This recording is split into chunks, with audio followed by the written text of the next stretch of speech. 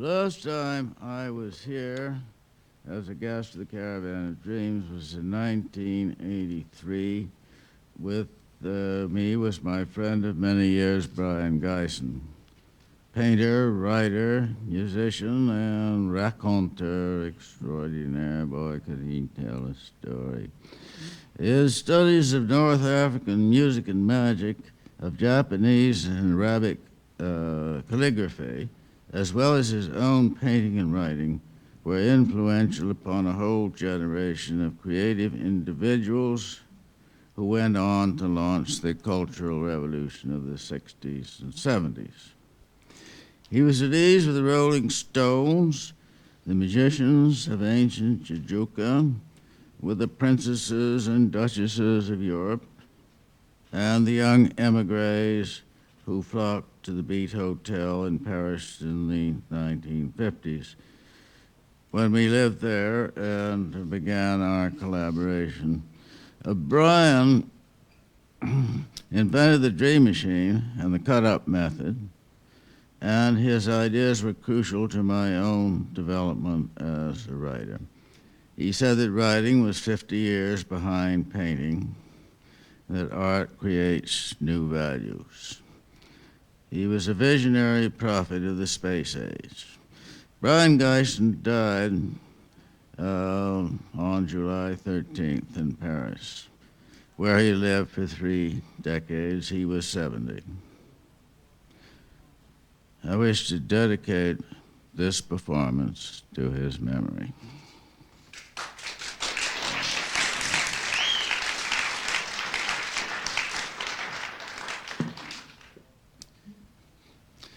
Well, I recall some time ago, I was trying to remember in my mind the 10 Commandments. I couldn't do it all. I could remember about 3 is, thou shalt not beat thy neighbor's brains out, or hump his wife, or steal what he makes honest. So I started updating them. Thou shalt not be such a shit you don't know you are one. Is there anyone in this room who has never said to himself, my God, I acted like an absolute shit?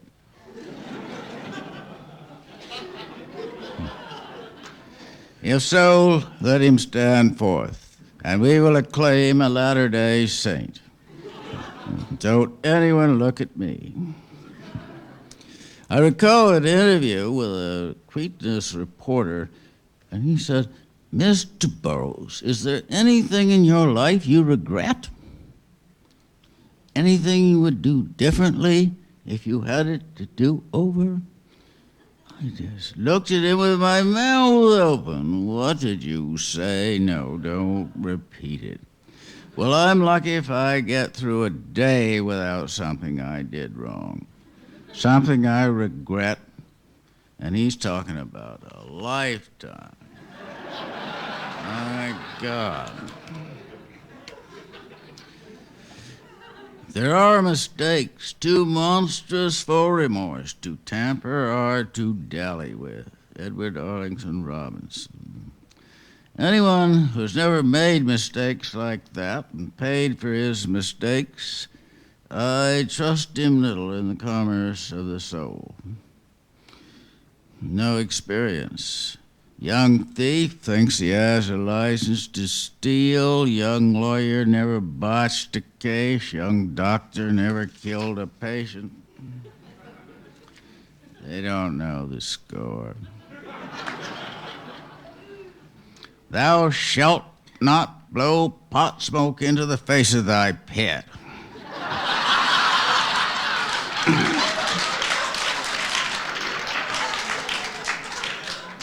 Does Hum want to get high? Oh, look, he's bombed.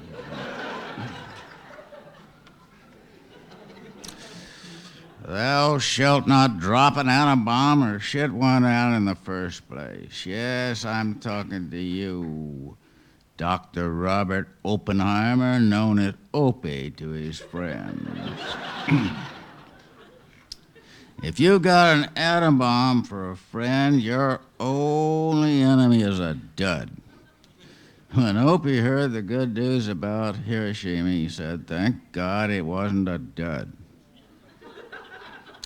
What God are you thanking for Hiroshima, Oppenheimer?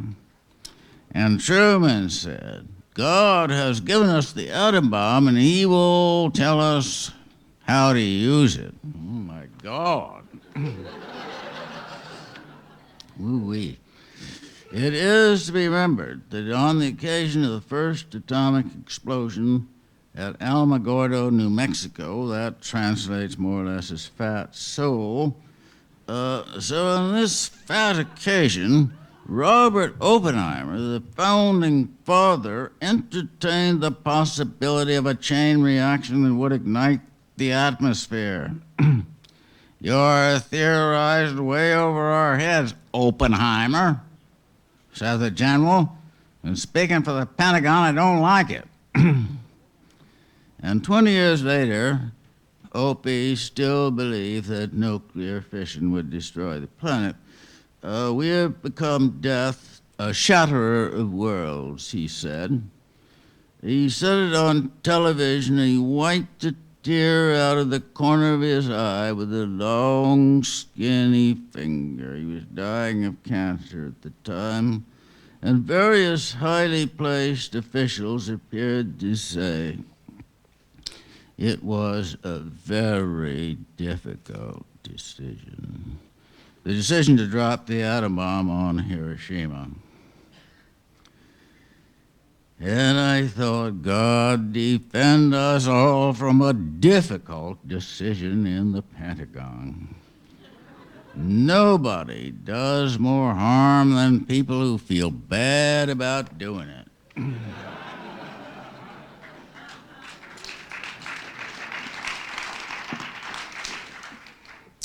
So one goes on signing petitions and supporting nuclear freezes. Well, what else can one do?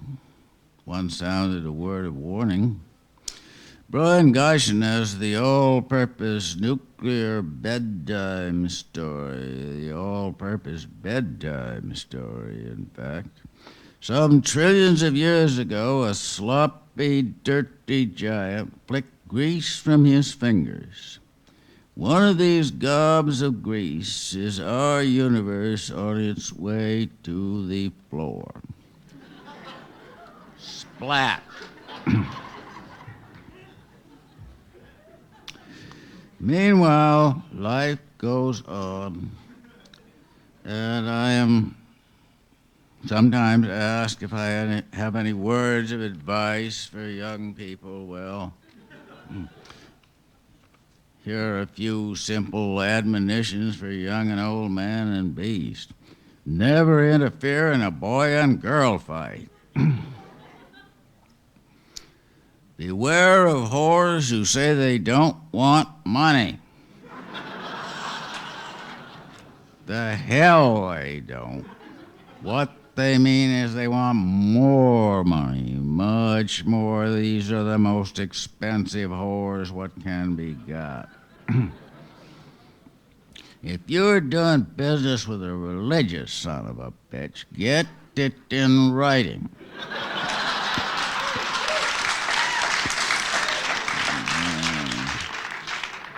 His word isn't worth shit. Not with a good Lord telling him how to fuck you on the deal.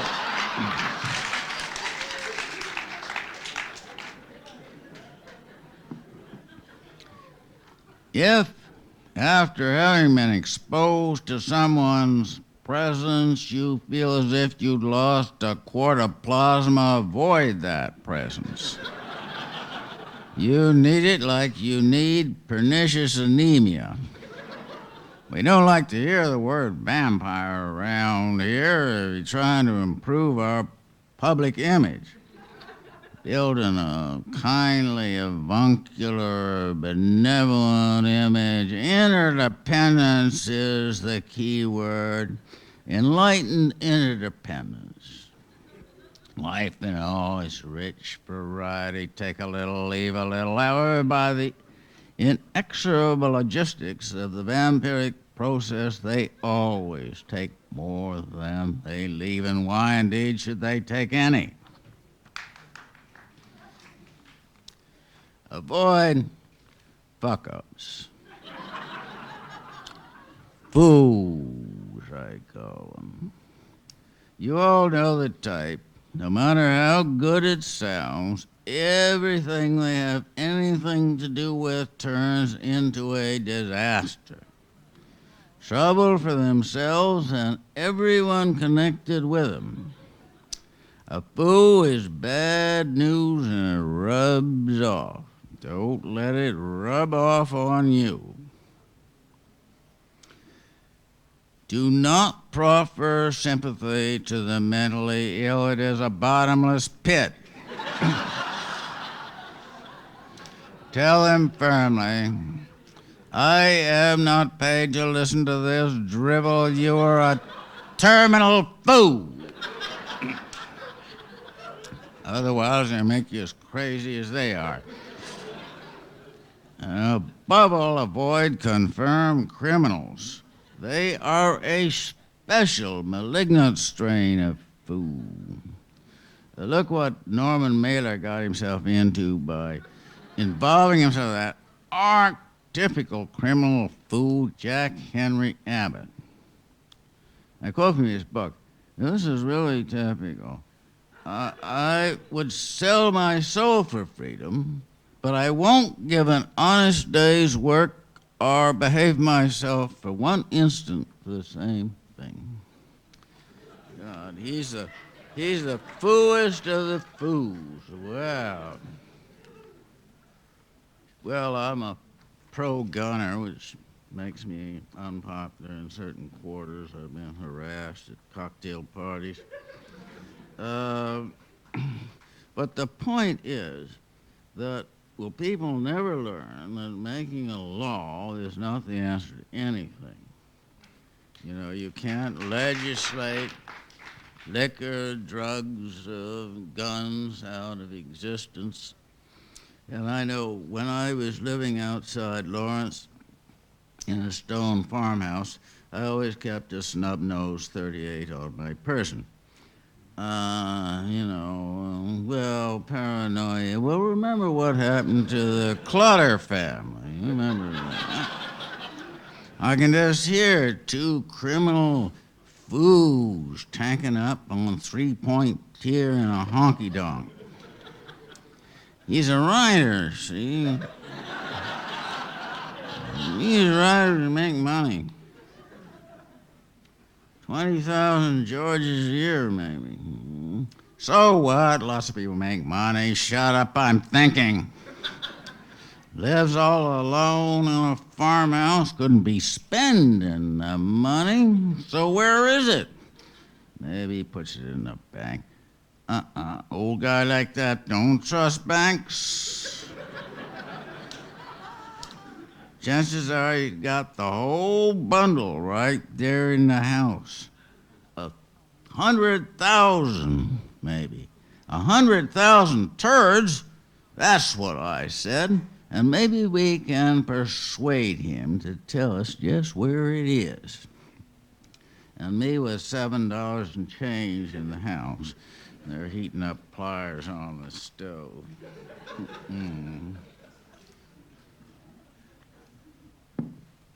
Well, these anti-gunners are pretty terrible folk. From one glance at a newspaper photo, Kim delineated this portrait of a head of the gun control lobby and published it in his newspaper, The Daily Dirt. What a face, querulous, defensive, cowardly, a timorous foe, and a suspicious friend. Not the sort to have close male friends, but that face will find some unlucky woman to baby him and protect him, to put up with his tirades and complaints, his hypochondrian self-pity, his creepy infantile lovemaking, his covert misdirected cruelty. When an anti-gun bill is knocked down in Congress, she will bear the brunt of it. A meeting to consider, perhaps reconsider, our mafia policy. Previous directives advocate containing the animal in a folkloric ghetto of godfathers, red wine, and garlic, and button men wallowing on their filthy mattresses. Let them burn each other's olive oil, throw dead rats into rival pasta vats, and murder each other with impunity. After all, these simple people have a rich folklore. A similar policy was advised by a knowledgeable anthropologist with regard to head shrinking and feud killing among the Jibaro Indians of Ecuador. He recommended that no attempt be made to control or sanction these practices, since their culture would languish without the sustaining incentive of ritual warfare. He concluded his report, "They have nothing else to do." Now, feuding can keep a man occupied a whole rich, satisfying life, so he can belch out with his last breaths like a fulfilled old mafioso don. Life is so beautiful. One old fuck has shrunken down 52 heads. Back to the simple, basic things. Life in all its rich variety of an old shithouse when a man knowed where his ass was. Those were the days. Singing waiters, hitmen, wise old dons, belching garlic. Our policy then has been to contain the honored society into a self-decimating urban concentration and to head off any legislation designed to make liquor, drugs, and gambling illegal, thus opening the door to a flash of gold teeth and an evil belch of garlic. Well, that bulletin obviously dates way back. Dead Souls. This is a film idea loosely suggested by a sci-fi book. Dead Souls postulates that a soul is an electromagnetic field designed to occupy and activate a certain organism. While infinitely less vulnerable than the artifact it occupies, the soul can be dispersed and destroyed by a nuclear blast.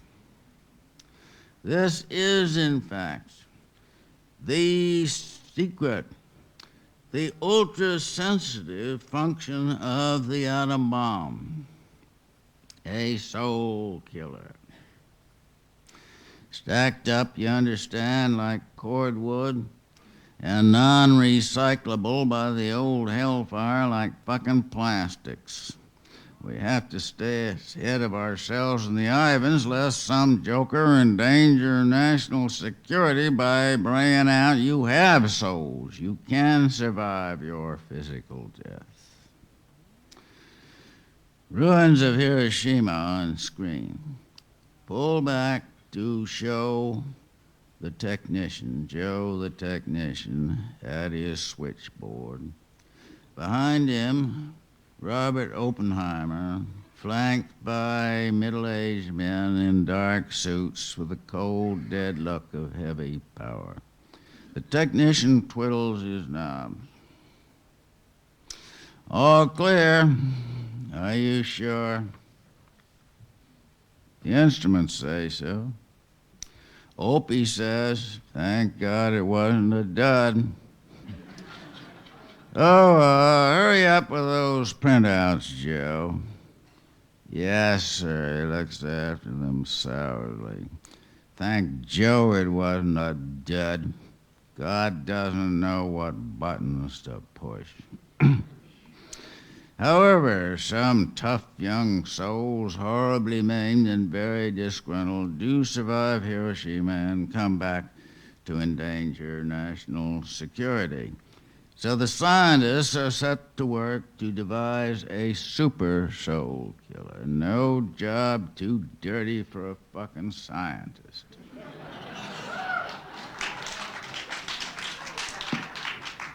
They start with animals, and there are some laboratory accidents. Run for your lives, gentlemen. A purple-ass baboon has survived 23 skidoo. It's the most savage animal on Earth. The incandescent baboon soul rips through a steel door like wet paper. Well, we had to vaporize the installation, lost expensive equipment and personnel. Irreplaceable, some of them real soul food chefs. Cordon bleu, you might say. There's an interesting detail from the book. The soul killer gives off a smell of burning plastic and rotten oranges.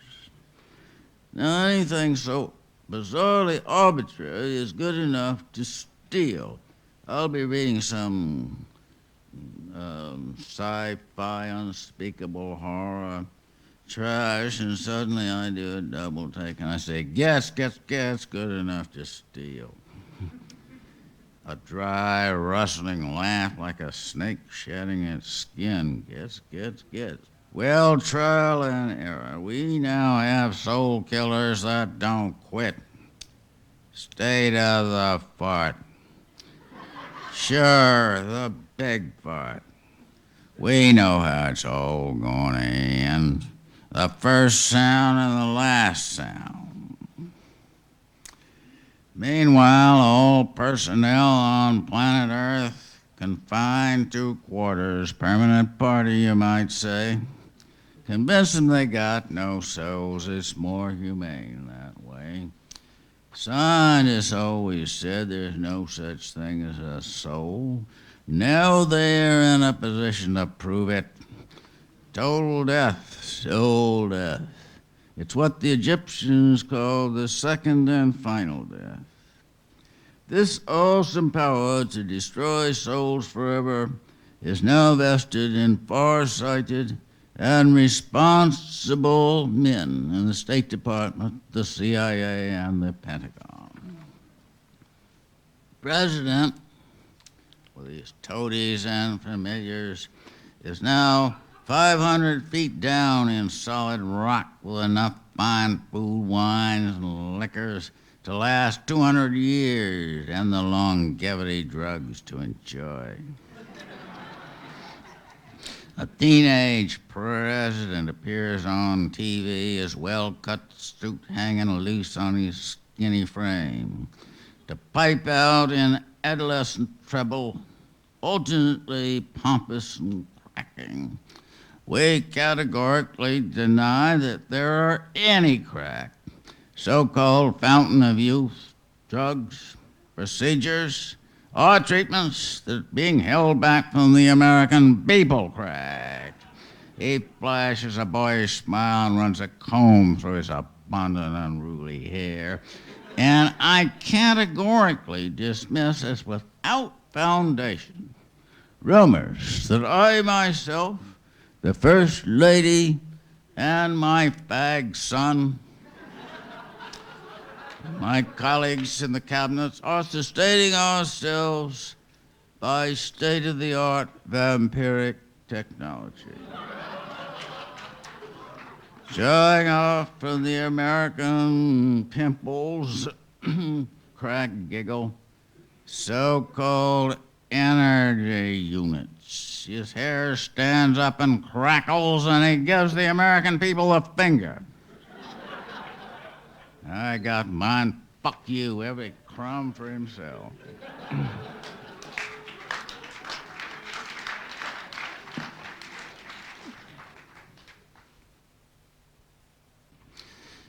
Cambridge, Mass. in 1938, Kells, Elvis, and your reporter were writing a shipwreck story based on the sinking of the Titanic and several other sea disasters, including the Morro Castle. Now, the Titanic was supposed to be sink-proof. The ship was designed in compartments, divided into compartments. The theory being that one compartment would support the ship if there were leaks in the others. However, the iceberg sliced right through all the compartments like a can opener, and the ship went down in 3 hours with 1,200 passengers. The captain also went down with the ship. It was the maiden voyage, and there were a number of rich and fancy people on board. I think it was Vincent Astor, somebody of that caliber. He and his valet put on full dress suits and said we are going down like gentlemen. Well, they really were, those full dress suits. But someone named Colonel Clint Smith, who was right on the deck when the Titanic went down, got clear and latched on to a chicken coop and survived, and that's the name of the game.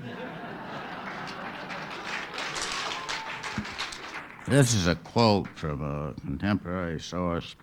Somewhere in the shadow of the Titanic disaster, still living by the inexplicable grace of God, slinks a cur in human shape.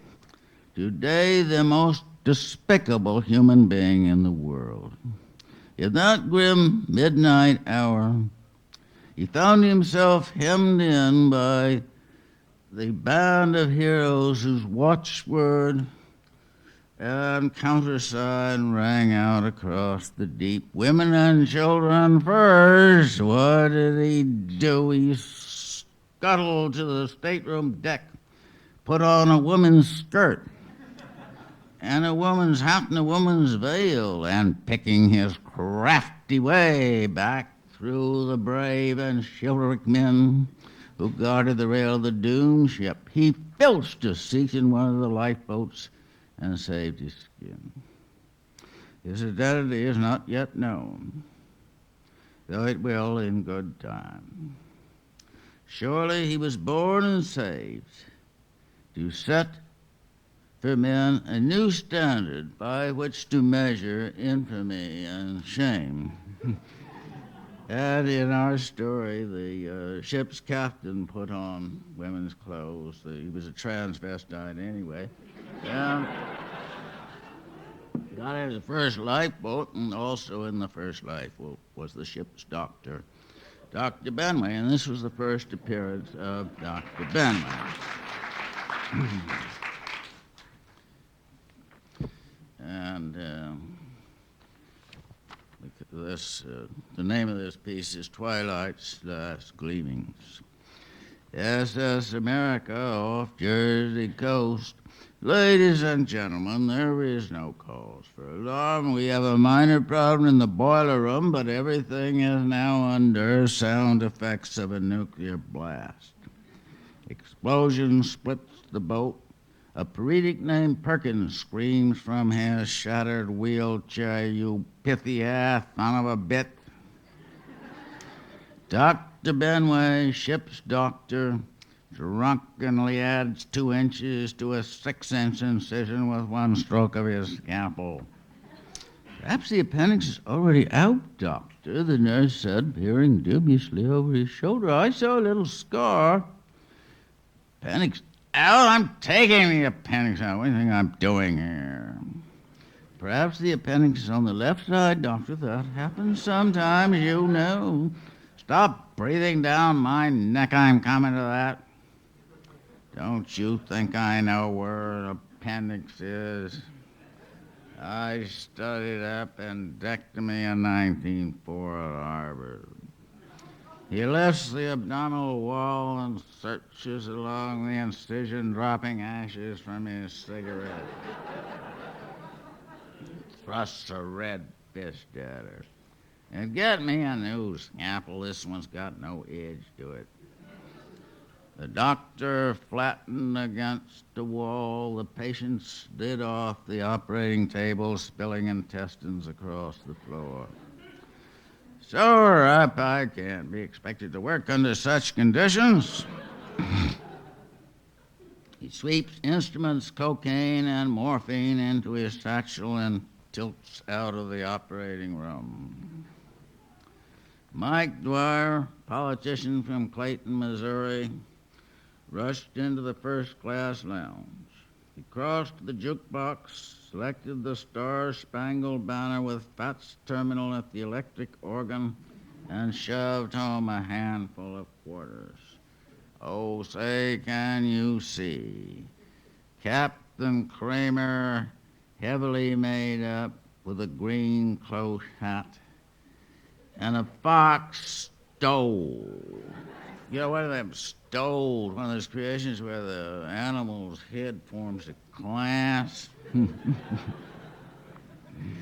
A rather Sadie Thompson on either side, slipping a .32 automatic into his bag, into his handbag.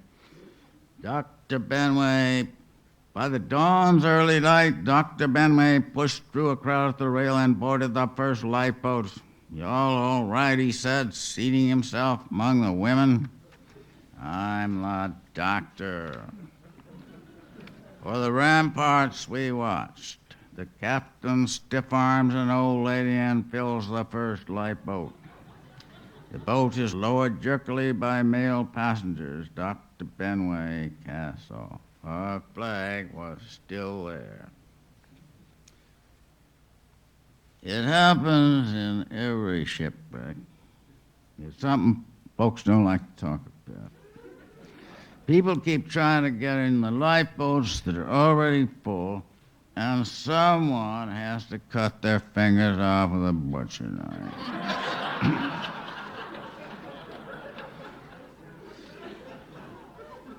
Yet our story, this paretic, semi-paralyzed paretic, is the instrument. Someone gives him the knife and tells him what to do. A cry goes up from the tilting deck. Bodies hurtle around the boat, heads bob up in the green water. A hand reaches out and closes on the boat side spring-like. Perkins brings down the knife. The hands slip away. Finger stumps fall into the boat. "Attaboy, comrade. Don't let 'em swamp us." The crew pull on the oars. Perkins works feverishly, cutting on all sides. His false teeth fly out, and with the speed of a striking snake, he snaps them back into his mouth. "Bastard, thunderbitches, bastard, thunderbitches." Oh, say, does that Star-Spangled Banner yet wave? Barbara Cannon showed your reporter her souvenirs of the disaster. A life belt autographed by the crew and a severed human finger. "I don't know," she said. "I feel sort of bad about this old finger." "For the land of the free and the home of the brave."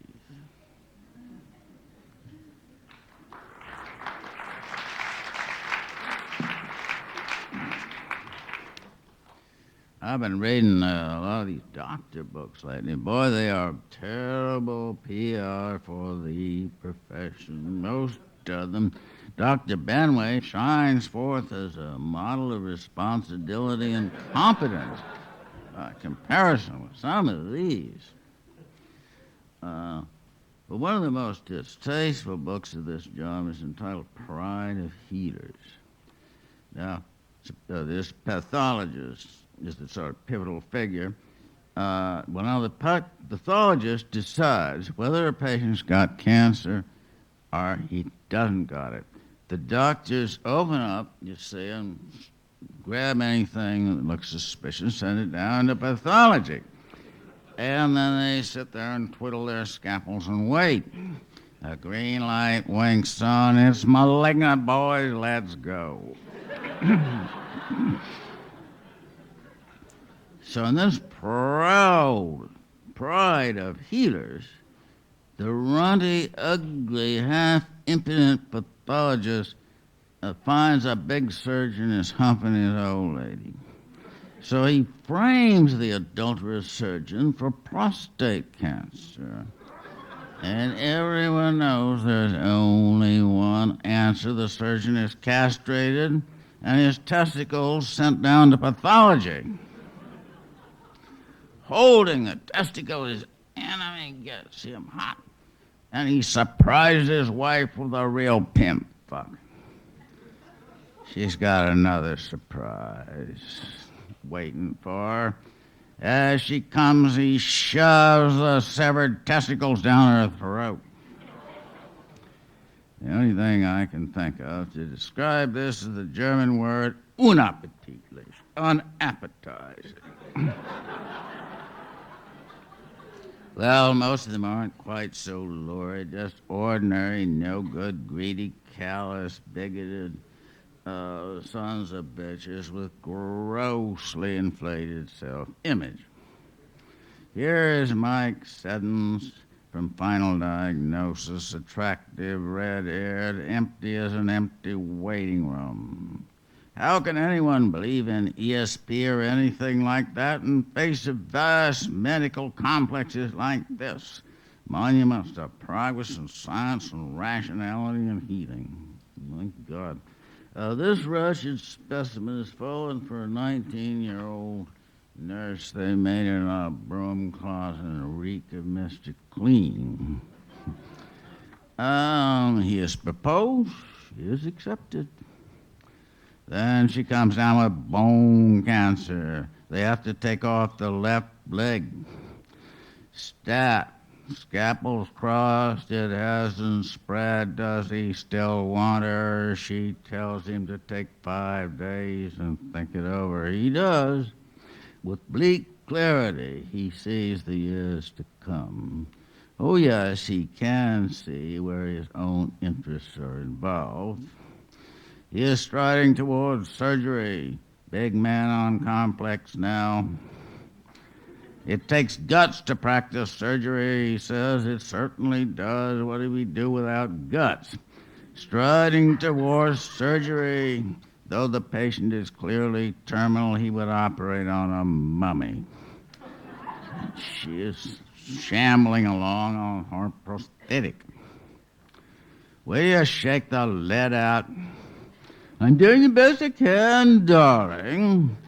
Why don't you go back to her crutches, he thinks irritably. Aloud, he says, why don't you jet propel in your stinking farts? Admittedly, his words are somewhat unkind, but cancer does stink. Of course, it's not her fault that she is in this loathsome condition, or is it? His mother always said, son, in this life, everybody gets exactly what they want and exactly what they deserve. People who are getting what they want tend to believe it.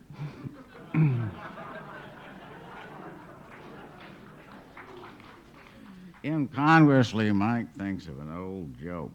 The eternal traveling salesman,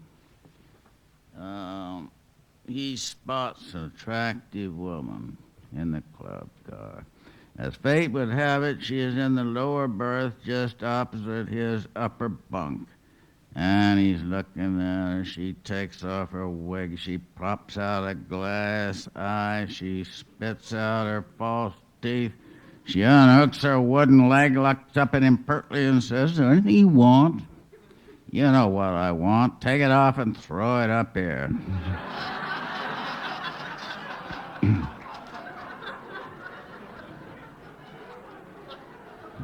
He starts, laughing to himself, and she demands to know why, and finally he tells her, and she hits him with her prosthetic, required 5 stitches.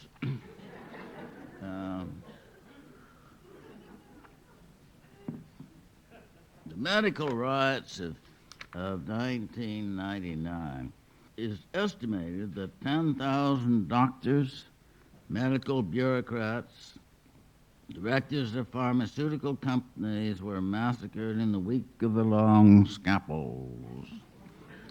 The killings were not by any means random. The rioters had lists. There's the bastard that let me pass a kidney stone in the emergency room. It stacked up. Unnecessary operations, patients dying in the emergency room. You can't accept medical admissions from emergency. Ambulance calls disregarded. I can't send an ambulance unless I know what's wrong with her. She's having a heart attack. I can't send an ambulance unless I know what's wrong with her. She's having a coronary. Can't send an ambulance. Potentially beneficial and harmless products and treatments kept off the market. Lethal products kept on the market. A recent example is so-called non-steroidal anti-inflammatory drugs for arthritis. 8 people have died from these drugs of liver failure in the UK. It was the burn unit walkout that set it off.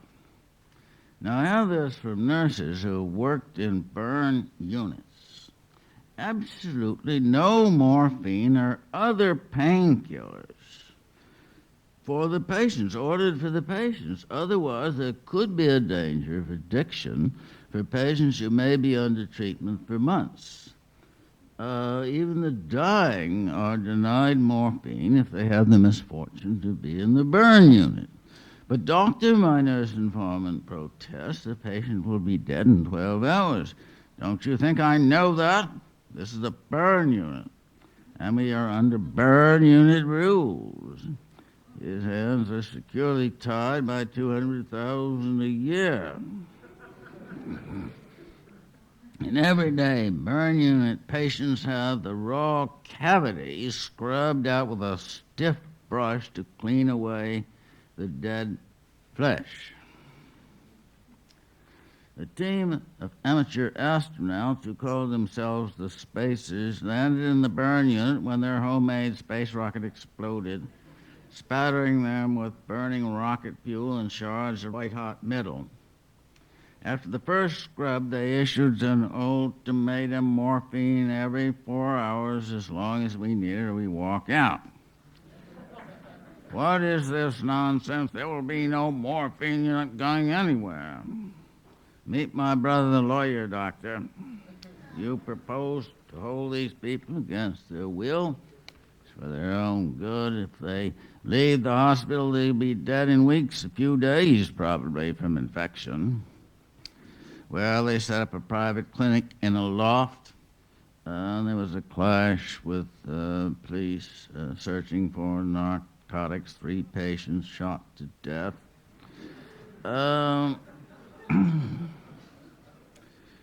The walkout spread like a topping forest fire. Morphine, our walk, mau, mau, mau. The doctors paw the ground uneasily like cattle scenting danger.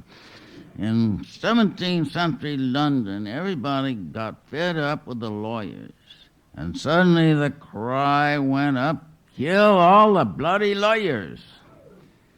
Whereupon even the most elderly and infirm scrambled off with the agility of rats or evil spirits.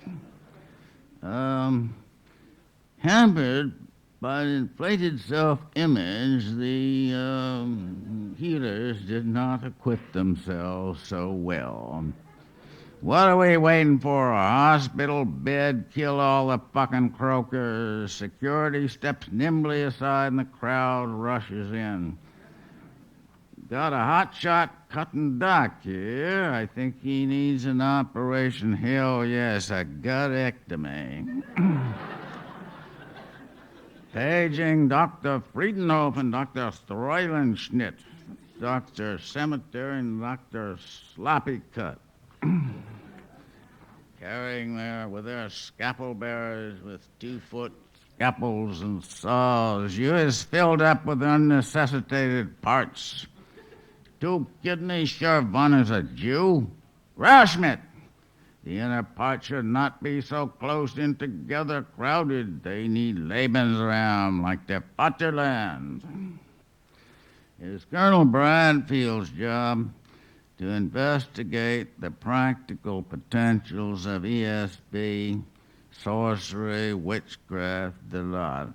He doesn't give a shit for natural laws or what is and isn't possible. All he cares about are results. Bring me the ones that work. What you bring this old beast in here for? A withered old man dressed only in a loincloth, stiff with yellow piss stains, stinking like a snake cave in spring, sits down in a leather armchair. Fumigating the chair will be inadequate, the colonel decides. He's a natural chief. He can throw an operative curse. I don't doubt it. He can kill by proximity. He's got a good track record, Chief. Sure. And 80 years in the making. So how did he get that way? To be a magician, you gotta be inhuman in some way. Easiest is to eat your own shit and eat it steady. You eat it in and shit it out and eat it in and shit it out. It gets evil and dirty or a stink nobody can smell and live. Trouble is, it just isn't practical.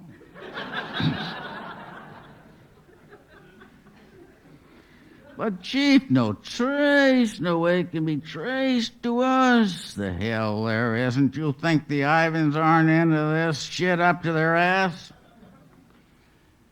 They can make up the evidence. We all do it. No way to trace it. Big deal. 80 shitting years to turn out one old human centipede can throw a curse if you hold him steady on target. I can train an agent in hours with untraceable poisons and toxins. Electronic devices to produce irrhythmical heartbeats. He died in his sleep, dreaming about a beautiful, deadly woman. But, Chief, we can't just throw a thing like this away. And indeed, where can we throw it? It's radioactive. Get it out of here, for starters, and take the chair out with it. Daddy Longlegs looked like Uncle Sam on stilts, and he ran this osteopathic clinic outside East St. Louis and took in a few junkie patients. For 2 notes a week, you can nod out in green lawn chairs and look down at the oaks and grass stretching down to a little lake in the sun.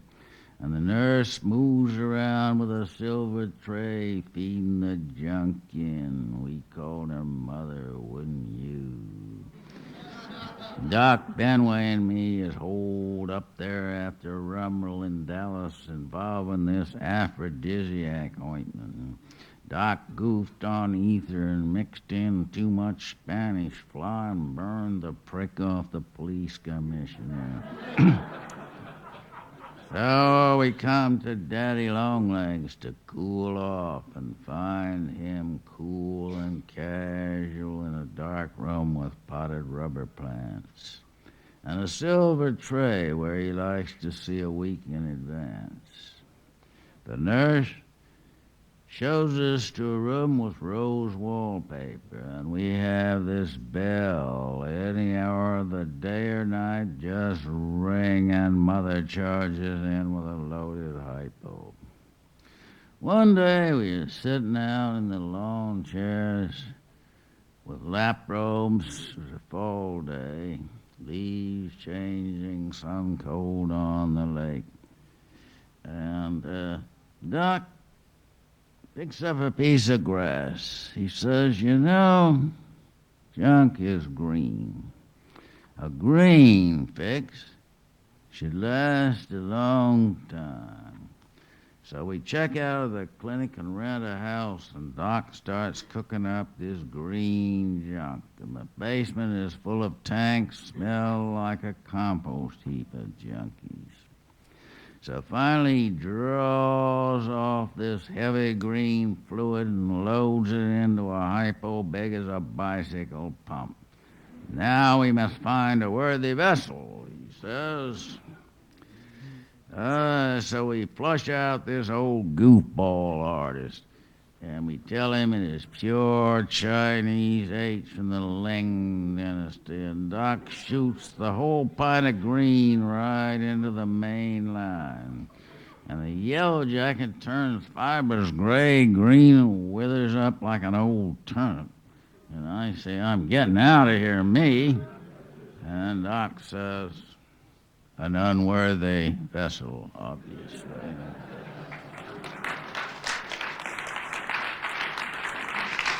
I withdraw from the case. Consider the impasse of a one-God universe. He can't go anywhere since he's already everywhere. He can't do anything since the act of doing presupposes opposition. He is omnipotent. And his universe is irrevocably thermodynamic, having no friction by definition. So he has to create friction, war, fear, and death to keep his dying show on the road. Sooner or later it comes to this. Look, boss, we don't have enough energy left to fry an elderly woman in a flea-bag hotel fire. Well, we have to start faking it. Sure, start faking it and leave the details to Joe. Look, from a real disaster, you get a pig of energy. Sacrifice, heroism, grief, separation, fear, and violent death. So from an energy surplus, you can underwrite the next one. But if the first one is a fake, you can't underwrite a shithouse. Try to explain to God Almighty where his one-God universe is going. Asshole doesn't know what buttons to push or what happens when you push them. Abandon ship, goddammit, every man for himself. Can't launch a lifeboat, boss. Films fuck. Fix it. What with a Band-Aid and chewing gum? Leaking the master film. Fix it yourself, boss man. Kim, like the great Gatsby,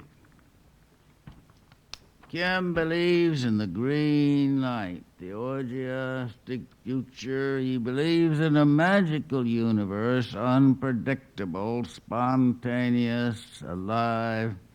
A universe where anything is possible.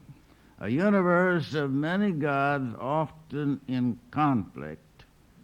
So the paradox of an all-knowing, all-powerful God who nonetheless permits suffering, evil, and death does not arise. Well, we got a famine here, Osiris. What happened? Well, you can't win them all. I'm hustling myself. Can you give us immortality? I can give you an extension, maybe. Take you as far as the first checkpoint. You'll have to make it from there on your own. Most of them don't. Figure about 1 in a million. And biologically speaking, that's very good odds. Thanks. Thank you.